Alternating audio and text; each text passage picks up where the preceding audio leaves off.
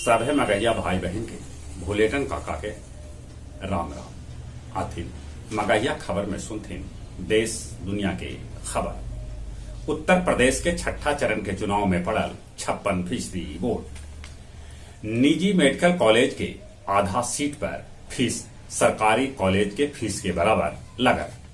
आज रेल मंत्रालय करत स्वदेशी कवच के परीक्षण। लालू यादव के अपील सह जमानत याचिका पर सुनवाई आज।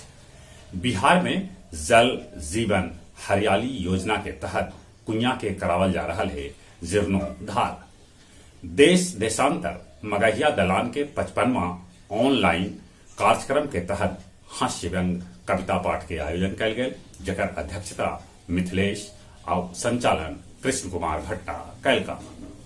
ऑपरेशन गंगा के तहत 7400 भारतीय के यूक्रेन से भारत सुरक्षित लावल गए। ई बच्छर में 185 तरह के इंजेक्शन के जब्त कैल गेल हल। बाकी आज तक उ सभे इंजेक्शन असली है कि नकली, ई बात के पता स्वास्थ्य विभाग न लगा पौलक।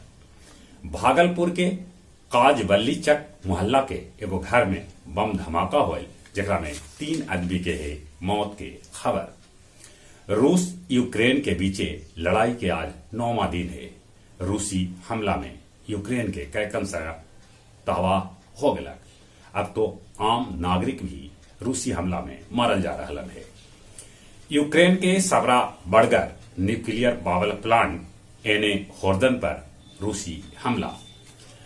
रूस पर कड़ा प्रतिबंध के चलते कच्चा तेल की कीमत प्रति बैरल 120 अमेरिकी डॉलर बढ़ गया।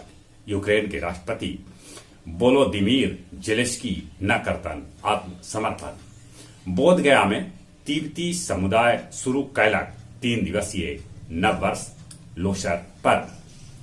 कोरोना के चलते गया हवाई अड्डा के 46.5 करोड़ के हुए नुकसान।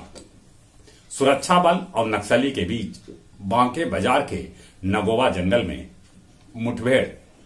कोंच प्रखंड कार्यालय से 5 गो एलईडी टीवी और हाई डिस्क चोर चुरा ले गया। अब कुछ खेल के समाचार। महिला विश्व कप आज से न्यूजीलैंड में शुरू हो रहा है। पहला मुकाबला न्यूजीलैंड और वेस्ट इंडीज के बीच खेला जाए।